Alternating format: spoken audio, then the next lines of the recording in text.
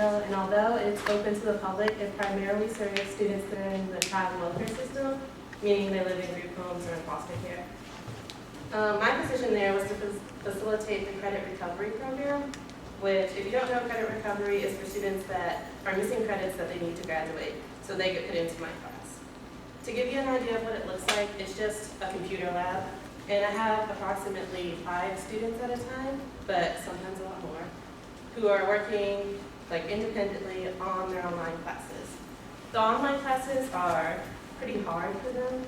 They require a lot of reading comprehension and focus and independent study skills, which is a huge challenge to a lot of them.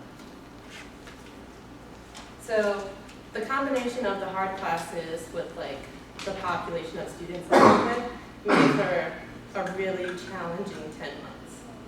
And although the feeling of loss and control would become reoccurring throughout the year, I found that there were some patterns that student behavior followed. And by the end of June, I was able to make this chart.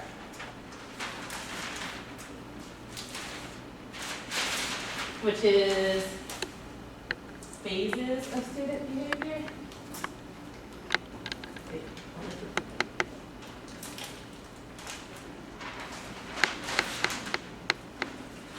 Can you see that? No, okay.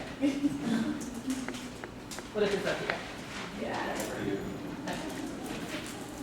Okay, so when a student walks into the room, they either have intention of doing the work or they have absolutely no intention of doing their work when they walk in. And from these 2 categories, it breaks down into 4 categories, which I'll explain.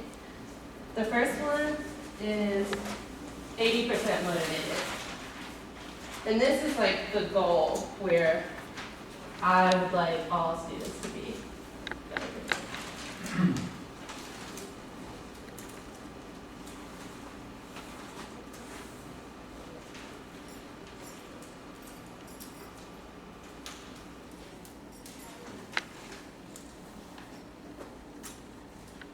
So, although it's 80%, that sounds kind of like a joke that someone would say, I'm 80% motivated. But I think it's a realistic goal for students that most of the time they want to do the work. That's good. The symptoms of this phase are that they immediately walk in and start doing the work. They come in, they sit down, they log in. That's good. And like I said, it's 80%, so all the time they're not on their stuff, but if they get distracted, they want to hear what happened downtown, they want to know what happened on the bus, I can redirect them by saying, hey, you have to get this done, and they do it. The causes, what would cause a student to be in this phase of motivated would be most likely they're graduating. They know that in May they have to be finished, and they want that, they want out. So the end is in sight for them, and they're ready to leave. Another cause is that someone has talked to them, and hopefully someone has instilled confidence in them. They're saying you can do this, you can do this, and they feel that too, so they know they can get it done. Another cause is someone has talked to them and scared them. You're really close, but you're missing this, and you have to do this. So now they're motivated. The second sub-phase under motivated is initially motivated.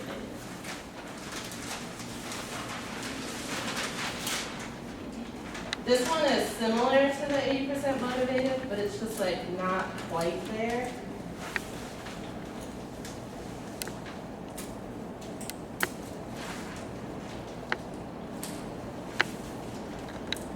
And this quote that's up here is a real quote that one girl said to me multiple times throughout the year. It's for the same class that I need lessons 1 through 16, which is all of them, print it out so I can take them home and finish them tonight. It's that type of unrealistic attitude that you have a lot to do and you're going to do it all right now. The symptoms of this phase is frantic behavior, this type of attitude, right now. They're prone to anger if I can't print fast enough. Unrealistic expectations, which is also shown in this quote, that they think they can get 11 credits in 1 month and they can be done. Okay. The next one is wall staring. This one is under uninterested. So this kid will walk in and have no intention of doing their work. The quote here is just an attitude, not a real quote. I'm not going to do anything, but I'm also not going to bother anyone. This one is dangerous because this kid will go unnoticed. Like, if the kid's not doing anything, but they're not bothering other kids, then most likely I'm not going to bother them. Because I have other kids that want to get things done, and I'll help them. The causes of this are stress, illness, they're sick, they want to sleep, or they don't believe they can do the work, or maybe they really can't, the work's too hard, because the classes are really hard. The last one is crowd seeking. This one is like the stereotypical lighthouse kid that you would probably think of. It's the same symptoms of the last one, like maybe they're stressed, the work is too hard, or they just don't believe they can do the work, but they take a different approach. The attitude here is I'm not going to do anything, and I want everyone to watch me do it. So I had a girl that would come in and literally push her chair away from the computers into the middle of the room and just yell stuff and laugh really loud, really hard at things that weren't funny. This is the phase that is likely to get me cussed out. And it's just really aggressive, attention-seeking behavior. But it's the same causes that would cause someone to just sleep in class too. So why does all this matter? For me, it mattered because it helped me keep in the back of my head that behavior is caused for reasons. These kids just aren't angry, they aren't sleepy because it's in their character. Something is happening that is making them that way. And it helped me not be mad at the kid. So I think that's a powerful tool to have if you're working with children. It helped me, so hopefully it helps you.